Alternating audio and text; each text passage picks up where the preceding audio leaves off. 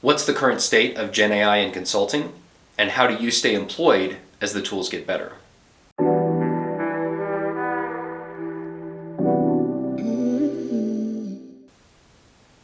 I thought I'd do something a little bit different today, which is just give my thoughts based on experiences and what I've read on how GenAI is being used internally at consultancies and then to deploy solutions for clients.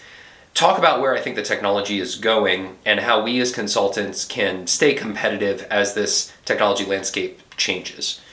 So what I've seen so far in terms of on-the-ground solution, it's a lot of, if you're a technology company, if you've got coders, it's a lot of code generation, GitHub Copilot, for instance, in order to help you write code more quickly. I was talking to a close colleague about that, who's a senior engineer at a large product company. And what he said is that it's not the kind of tool that can write your code for you if you don't know what you're doing. But if you're a senior like he is, then you essentially have a junior assisting you to do the grunt work. You ask it to write a function. It can do it pretty well. It may make mistakes, but you need to give it some back and forth coaching in order to get to the conclusion that you want and to make it fit into the larger code base and make sense for the next developer that's going to read it. But hey, that's a big deal. I think I've seen statistics that 50% more productive, right, developers using Copilot. It's a really big deal. So that's been kind of the first wave, I think, of where we've seen real productivity gains from using these tools.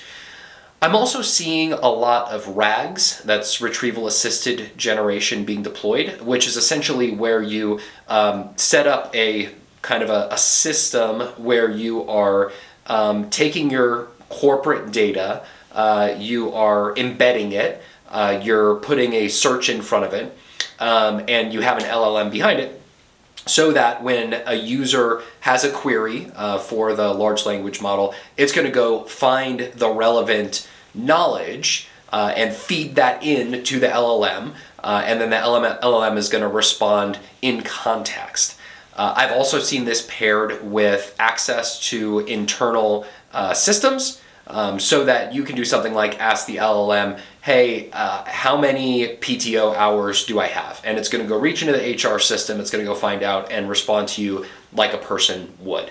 So we're going to see a lot of this. I think that the thing that the current generation of tools are best at is synthesis, right? So taking a lot of data and then synthesizing it and expressing it as a person would. And the tools are quite good at citing where they got the data nowadays too, and saying, hey, I don't have an answer for you. So I was worried when I first saw these tools how much hallucination are we going to get. So I intentionally asked some nonsensical questions to see if it would feed me back some fake answers that it just made up. And it was really good about saying, hey, I can't find an answer, I don't know the answer. And I imagine that's a byproduct of that search to begin with not turning up any hits, and it's responding in that way because of that. I've also seen the early rollout of GenAI incorporated with the Microsoft Office suite, which I'm sure most of us use. To me, this is very exciting, and this will be how it impacts our productivity in the short term if we're not developers in the most direct way. So, for example, if you have a meeting and then transcription is turned on, right, there's a transcript coming out of the meeting, Copilot will soon be able to, or I think it already can if you're in preview mode in certain organizations, it'll be able to look at that transcript and answer questions about the meeting. Say you missed it and you'd be able to say, hey, Copilot, what are the main points from this meeting? I think that's awesome. I think it will become really powerful when it can be combined with, let's say that you're trying to sell a deal and you have a series of meetings and you're also working on like an RFP response document, and it's also pointed at this knowledge base where you have previous deals that you've done, previous projects that you've delivered.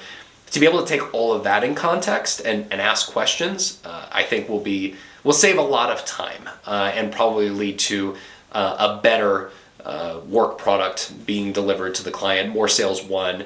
We're all going to be using it before too long, so it's not going to be like anybody's going to have a leg up, but everyone's going to have to learn to do it or fall behind. Looking at what might be coming up next. Ideas of how GenAI can be used, but I haven't seen much in practice, include how can you use it to generate legitimate looking synthetic data to make machine learning models better. I think where we're going to see that, if you're not working in like hardcore technology consulting, then probably where you're going to see that is product companies improving their tools. And so that's just something to keep an eye on if you're looking at advancements in the products that your client uses or doing system selection, that sort of thing. The other thing that I've seen a demo on I thought was pretty neat is the reinvention of the customer experience. So this is important to learn more about if you are working for a client who's consumer facing. The example that I saw was, imagine that you go on a website to shop for furniture, and what is that experience like? You search for couch, and it shows maybe a grid of all these beautiful looking couches, and then you've got filters on the left-hand side to do the color and the price and the brand and all of that. Kind of the Amazon experience. Now, imagine the new GenAI powered customer experience where you are presented with essentially a search box and you put in couch, and it's going to show you maybe a full screen display of a couch. And it says, is this what you're looking for? And you're going to say, no, I really wanted something red, and it needs to be quite small because I live in an apartment, I don't want to spend too much and all of that. And so you're going to speak to it like a person, and it's going to go, and it's going to go search and find the item that best matches that and present it to you. And then you can have a back and forth iterative discussion about what you're looking for. Much like going into a showroom and working with a salesperson to find exactly the item that you are looking for.